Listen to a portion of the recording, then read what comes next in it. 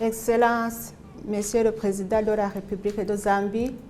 Excellence, Madame la Première Dame de la République de Zambie, Excellence, mes chères sœurs, les Premières Dames d'Afrique, Excellence, Mesdames, Messieurs les ministres, chers partenaires, Président de la Fondation MEC, Professeur Dr Frank et la Directrice générale de la Fondation MEC, Sénatrice Dr Racha Kalej, Mesdames, Messieurs, distingués invités, tout protocole observé, recevez mes chaleureuses salutations. Permettez-moi d'abord d'adresser mes condoléances les plus attristées à nos consoeurs, Première Dame de Tchad, suite au décès inopiné du maréchal Son Excellence Idriss Déby Itno, que Dieu lui accorde un repos éternel et reconforte toute sa famille et tout le peuple tchadien. Je suis très heureuse aujourd'hui de rejoindre mes sœurs, Excellences, Première Dame d'Afrique, et vous tous invités d'honneur à la 8e édition de la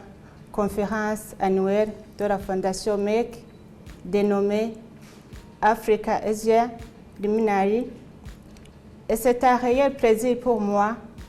de célébrer avec vous le 4e anniversaire de la Fondation MEC. Je suis très fière de faire partie de l'initiative des Premières Dames de la Fondation MEC et de vous entendre toutes, mes chères sœurs,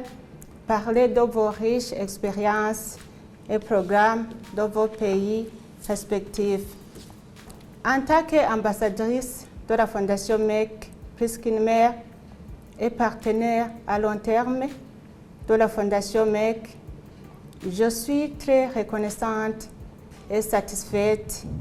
du partenariat avec cette fondation qui, au Burundi, apporte sa valeur ajoutée dans le renforcement de capacités de soins de santé, dans l'autonomisation économique des filles, des femmes en général, tout en mettant un accent particulier à celles infertiles grâce à l'éducation, à la sensibilisation, dans l'optique de mettre un terme à la stigmatisation autour de la femme infertile. Sans être exhaustive, permettez-moi de citer certains aspects qui démontrent la suffisance que le partenariat est d'une très grande utilité dans mon pays, le Burundi. En partenariat avec le ministère de l'Éducation nationale et de la recherche scientifique, ainsi que la Fondation MEC, j'ai lancé un nouveau programme de la Fondation MEC, Éduquer Linda, pour appuyer chaque année l'éducation de 20 filles les plus brillantes dans leurs écoles secondaires. Une initiative très importante pour autonomiser nos filles à travers l'éducation. Toujours en partenariat avec la Fondation MEC, j'ai pu assister 100 familles particulièrement vulnérables face à l'impact négatif de la COVID-19 à mairie de Bujumbura au mois de mars 2021. Il s'agit principalement de femmes qui vivaient du petit commerce ou d'un travail précaire et informel, mais qui, suite à la pandémie de COVID-19, ont été très affectées. Je salue également l'initiative dénommée Bernard Empowerment Programme qui vise l'autonomisation des femmes infertiles et qui sera bientôt mise en œuvre grâce à l'appui de la Fondation MEC. En tant qu'ambassadrice de la Fondation MEC, plus qu'une mère, j'ai récemment organisé une rencontre de haut niveau avec les responsables administratifs et sanitaire et les élus du peuple. Pour avoir une compréhension commune sur la problématique de l'infertilité et ses approches de prise en charge, j'ai aussi organisé un atelier qui visait à briser la stigmatisation autour des couples infertiles et à autonomiser grâce à l'accès à l'information,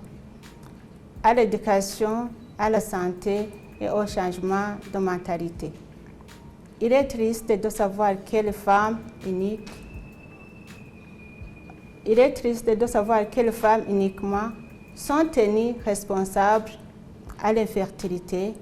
et qu'elles sont constamment soumises à des violences physiques, psychologiques, bien que 50% de l'infertilité soit due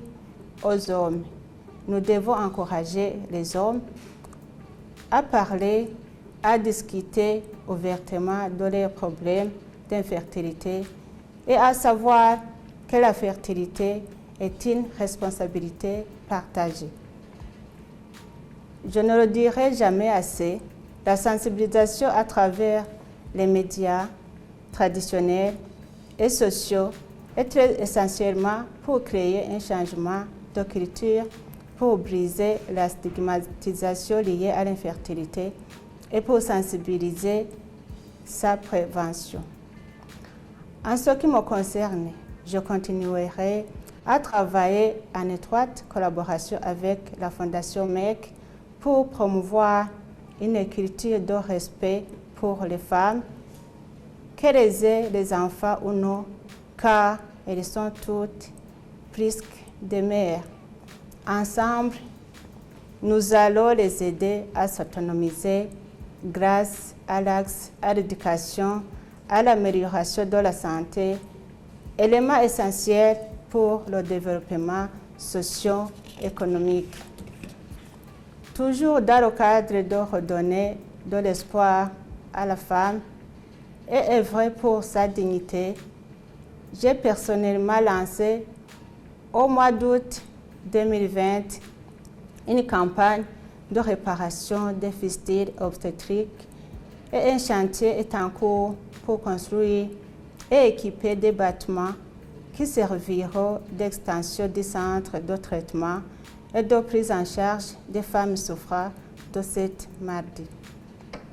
Nous saluons des efforts du gouvernement de la République du Burundi dans la lutte contre la pandémie de la COVID-19 et c'est dans cette perspective de conjuguer les efforts de cette lutte contre cette maladie. Et c'est dans cette perspective de conjuguer les efforts dans cette lutte que la Fondation Bonne Action Umugiraneza que j'ai créée et que je dirige a procédé à la distribution de certains établissements sanitaires du pays des équipements protection individuelle contre la COVID-19. Ces équipements ont été offerts par Son Excellence, la Première Dame de la République populaire de Chine et d'autres partenaires à qui je rends un vibrant hommage aujourd'hui. Je ne voudrais pas terminer mon propos sans réitérer encore une fois mon entière satisfaction vis-à-vis du partenariat avec la Fondation MEC et saisir cette occasion pour remercier tous ceux qui, de près ou de loin, continuent de nous accompagner afin qu'ensemble, nous puissions venir à bout de défis auxquels les populations sont confrontées. Que Dieu vous bénisse. Je vous remercie pour votre aimable attention.